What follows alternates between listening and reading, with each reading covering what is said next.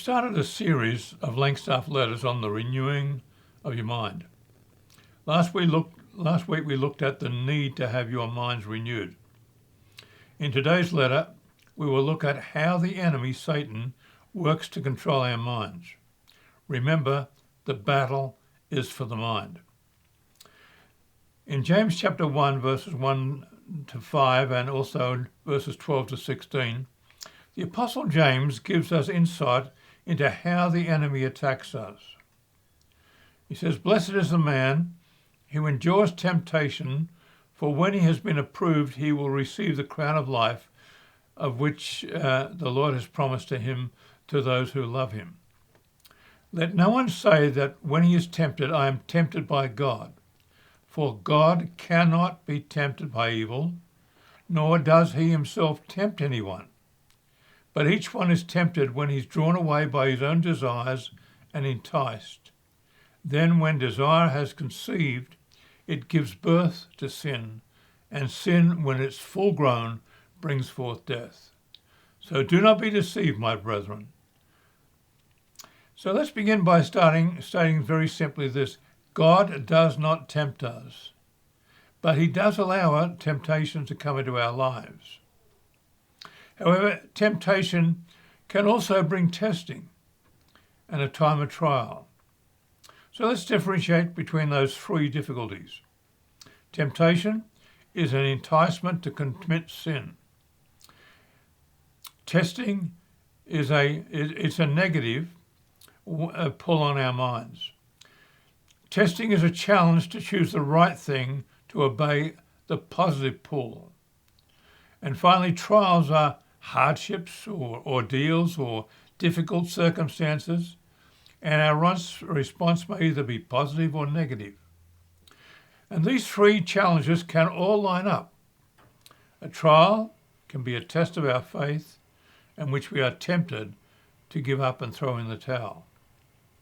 Now, Satan has a program. It's what I call a 4-step program. The enemy knows how to attack our minds, and basically he uses a 4-step strategy. Step number 1, the evil thought. Everything starts with a thought. You can't stop thoughts from coming to you, but you can resist them and overcome them. It's been said, you can't stop birds from flying over your head, but you can stop them from making a nest in your hair. Step number 2, imagination. If you don't deal with your thoughts by bringing every thought into captivity to the obedience of Christ, your emotions will be stirred up, your imagination will take over, and you will start to imagine yourself acting upon that thought. This leads us to number 3, desire. The next step the enemy takes us to is to inflame the desire or passions of our flesh. Lust begins to take over. The desire to do something wrong grows within our mind, and we can picture ourselves coming and committing that sin and as we desire to. And then step number 4, the evil act is committed. It all leads to a person committing sin, which is the ultimate goal of Satan's attack on your mind. If the sin is committed, then Satan has won the battle for your mind. Now, how do you deal with these attacks upon your mind? This 4-step attack on the minds of believers, the phases of temptation that can lead to sin, have to be dealt with at step number 1, the level of the evil thought when it first comes.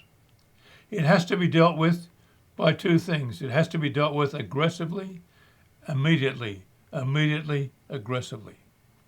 An example of how to do this is seen in the life of Jesus in Matthew chapter 16. Jesus and his disciples were at Caesarea Philippi, where Philip had wonderfully confessed that Jesus is the Christ, the Son of the living God. What a declaration. However, then Jesus, as he begins to tell his disciples that he was going to suffer and he was going to be killed, immediately Peter begins to rebuke Jesus, declaring, "Far be it from you, Lord, that this shall happen to you." It shall not happen to you. Now, this was a temptation to Jesus to avoid the cross. But Jesus knew how to deal with such a temptation, and how did he do it? He did it immediately, and he did it aggressively. Immediately and aggressively, saying to Peter, "Get behind me, Satan. You are an offense to me, for you are not mindful of the things of God, but the things of men." Now, let's look at a summary of these three areas of temptation. Three areas of temptation that are found in 1 John 2, 15 to 17, and also goes back to Genesis 3:6. I don't know where I first saw this diagram, but it summarizes the three areas of temptation. And we need to remember this: to be forewarned is to be forearmed.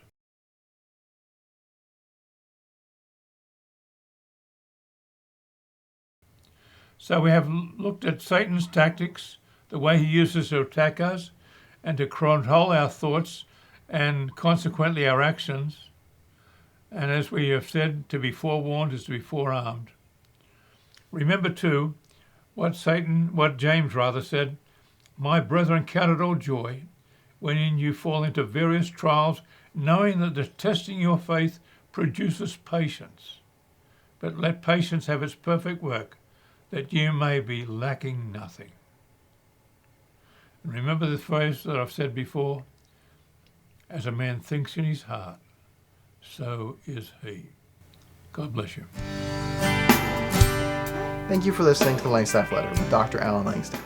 The Langstaff Letter is produced by Frontline Ministries, a ministry of Kairos Ministries. If you'd like to join a discussion about this edition, you can go to Dr. Langstaff's blog at kairosmin.org. We look forward to having you join us back again next week. And remember, the best is yet to be.